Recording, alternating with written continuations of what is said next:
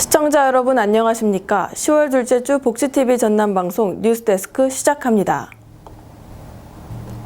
COP, 즉 UN 기후변화협약 당사국 총회의 제28차 총회가 대륙별 순회 원칙에 따라 오는 2022년 아시아 태평양권에서 열릴 예정인 가운데 남중권 유치 시민사회 추진위원회는 제28차 COP 개최지를 대한민국 남해안 남중권에 유치하기 위한 발대식을 열었습니다. 직접 취재했습니다. 제28차 UN 기후변화협약 당사국 총회 남중권 유치 시민사회 추진위원회가 지난 2일 오전 여수 진남문예회관에서 발대식을 가졌습니다. 이날 위원회는 결의문을 통해 2022년 COP28 남해안 남중권 개최를 공식 제안하고 정부의 COP28 유치 국가계획 수립과 유치 추진을 적극 진행할 것을 주문했습니다. 시민사회추진위원회는 여수지속가능발전협의회와 여수선언실천위원회, 동서창조포럼, 여수시 기관단체 등 300여 명으로 구성됐습니다. 이 중 동서창조포럼은 여수와 순천, 광양, 진주 등 남해안 남중권 10개 시군으로 구성된 단체로 추진위원회의 주축을 이루고 있습니다. 2012년 여수 세계 박람회에서 여수 선언을 발표했습니다. 기후변화 해법을 찾아서 온 인류에게 제시하겠다라고 하는 약속이었습니다. 이제 여수가 그 약속을 지킴으로 해서 남중권의 남해안 시대를 새롭게 열어가고 또 세계적인 기후의 문제에 접근하는 아주 소중한 계기가 될 것입니다. COP28 공동 유치 추진은 지역의 공동 번영과 낙후된 남부 지역의 균형 발전, 전남 동부와 경남 서부의 동서화합, 그리고 여수 등 남해안의 수려한 관광 자원을 전 세계에 알려 대한민국의 위상을 높이는 데 목적이 있습니다. 남해안 남중권의 COP 유치로 영호남의 발전은 물론 교류가 더욱 탄탄해질 것으로 보고 있습니다. 복지TV 뉴스 이나현입니다.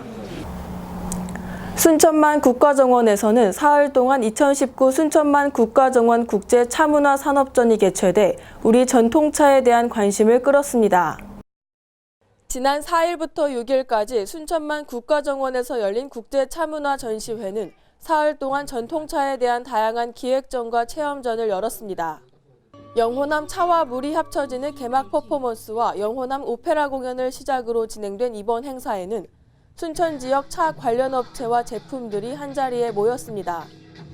이번 산업전은 송강스님 세계 명차 시음기 사진전과 자사호 왕금천 작가의 작품 전시 등의 특별 기획전이 마련됐고 또 연 사찰음식 전시와 시음회, 순천 녹차 다식, 사찰음식 전시 등의 전시 체험장도 준비됐습니다. 또 효사랑 다도예절 인성 경연대회 등 다양한 프로그램의 차를 사랑하는 전국 가족 단위 관람객들이 붐볐습니다. 이번 국제 차문화 산업전에서는 우리 전통차에 대한 관심을 이끌어내는 계기가 돼 전통차에 대한 저변 확대가 기대되고 있습니다. 순천시에 지난 4일 농아 어르신의 돌봄과 사회 자립 훈련을 위한 전남 동북권 농아노인 복지센터가 개소식을 가졌습니다. 의사소통이 어려운 농아인들은 장애 특성상 복지관이나 경로당 등을 이용할 수 없어 그동안 농아 어르신들을 위한 별도의 여가사회 참여활동 등을 지원하는 시설의 필요성이 제기돼 왔습니다. 이에 전라남도와 순천시가 1억 2,300만 원의 예산을 확보해 개소한 이번 센터는 농아 어르신들을 위한 맞춤형 프로그램과 여가 문화활동 보장 등 청각 언어장애로 고통받는 농아인의 심리적 안정과 사회활동 등에 큰 도움을 줄 것으로 기대됩니다. 여수 상공회의소와 전라남도 여수 광양항 유관기관 합동 마케팅 기획단은 지난 1일 여수 광양항의 발전 방향 마련을 위한 2019 여수 광양항 활성화 포럼을 개최했습니다. 이번 포럼은 여수항과 광양항 각 항만의 특성에 맞는 활성화 방안과 글로벌 경제 위기 대응 등 지속 가능한 발전 전략을 논의하기 위해 마련됐습니다. 여수 상공회의소 관계자는 이번 2019 여수 광양항 활성화 포럼이 향후 해양시대를 준비하는 전남의 발전 방향을 논의하는 데 있어 매우 중요한 자리였다고 말했습니다.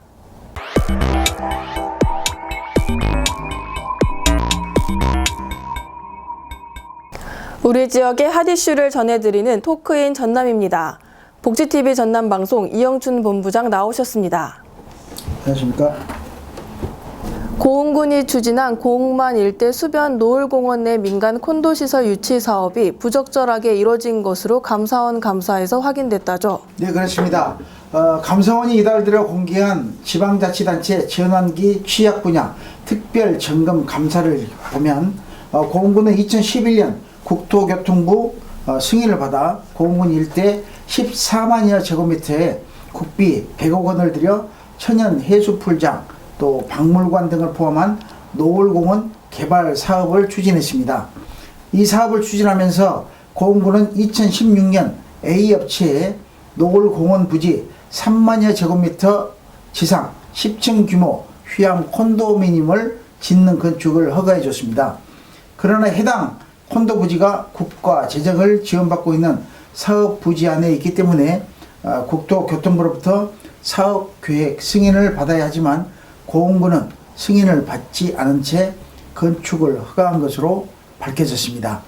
또 고흥군은 민간 콘도시설 설치 사업은 공익사업이 아닌데도 콘도 부지가 노을공원 사업을 위해 필요한 것처럼 꾸며 토지 소유자들과 협의하는 등의 방식으로 해당 부지를 취득한 것이 드러났다죠.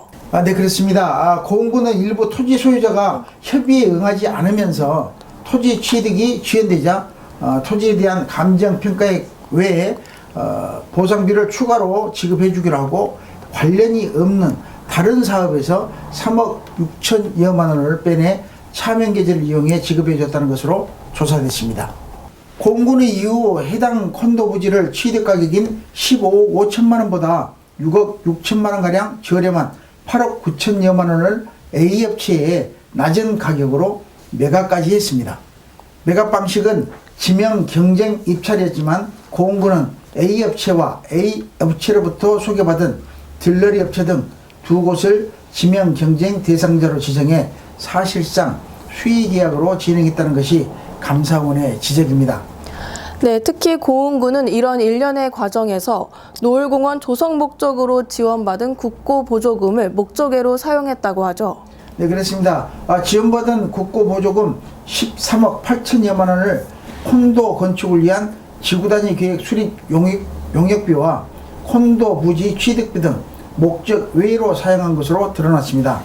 감사원은 공군수에게 관련 업무를 부당하게 추진한 직원들을 징계 등의 조치를 요구하고 관련자들은 사기, 업무상 배임 행위 등으로 검찰에 수사를 요청했습니다. 또 국토부 장관에게는 목적 외로 사용한 국고보조금 13억 8천여만 원을 반환받는 방안을 마련하라고 통보했습니다. 고흥군이 이번 감사원 감사 결과를 토대로 관련 직원들에 대해서는 다음 달 안에 전라남도 인사위원회에 징계 의결을 요구해 최종 징계 수위를 확정하고 국가 보조금 반환 관계는 해당 부서에서 처리하도록 한다는 방침입니다. 네, 수고하셨습니다.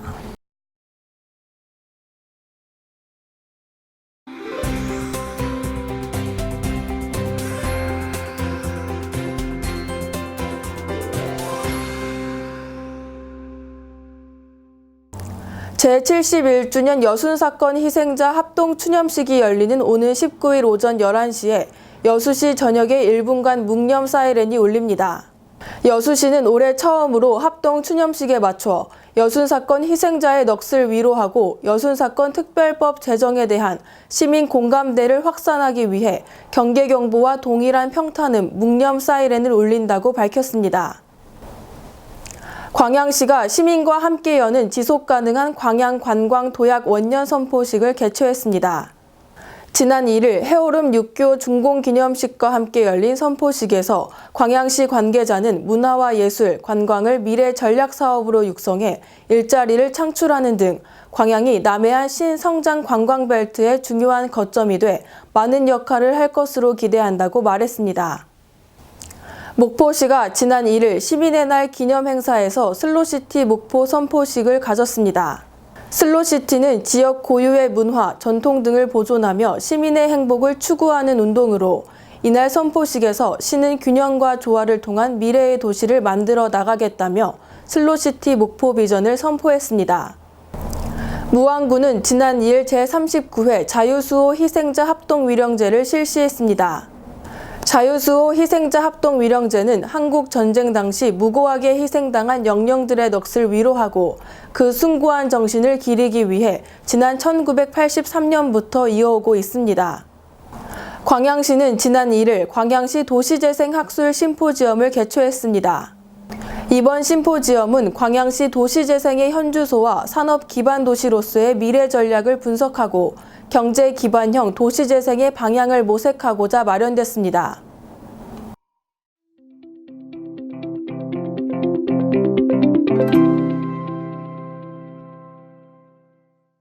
대한민국 전승 공예대전 공모전에 역대 본상 수상작을 선보이는 특별 전시회가 광양 장도 정수교육관에서 지난 8월 21일부터 열리고 있습니다. 전통공예 다름과 닮음을 주제로 한 특별전은 전시 중인 40여 작품을 분류해 서로 비슷해 보이지만 작품 속에 담긴 숨은 특징을 비교할 수 있도록 구성 전시됐습니다. 특히 전시회장에서는 광양 장도정수교육관 박종건 관장이 직접 작품 설명을 하는 시간을 가져 관람객들이 작품을 이해하는 데 큰 도움이 됐습니다. 저희가 흔하게 접할 수 있는 박물관은 아니라고 생각하고 왔는데 직접 와보니까 그 조상들의 손끝과 정성과 모든 것을 볼 수 있어서 굉장히 감동적이었습니다. 무슨 대상을 받았다든가 이런 것도 있는데 그렇지 않은 물건도 있어서 제가 전혀 몰랐던 거를 볼 수 있어서 굉장히 뜻깊고 굉장히 좋았던 추억으로 남을 것 같습니다.